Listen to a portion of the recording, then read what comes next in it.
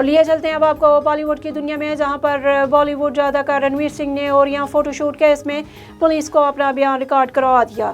Bharat media کے مطابق رنویر سنگھ نے پیر کے روز ممبئی پولیس اسٹیشن میں تقریباً 2 گھنٹے تک اپنا بیان ریکارڈ کروایا۔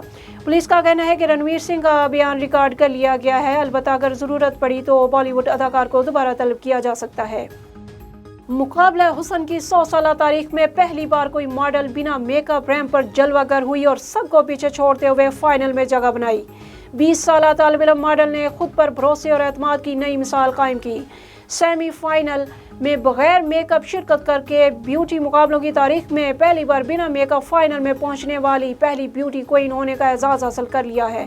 انتظامیہ کا کہنا ہے کہ اکتوبر میں ہونے والے مقابلے میں بھی میلتھیا راؤف بنا میک اپ کے حصہ لینے کا ارادہ رکھتی ہیں۔ ان کا کہنا تھا کہ یہ فیصلہ ایک بہادر انسان ہی کر سکتا ہے۔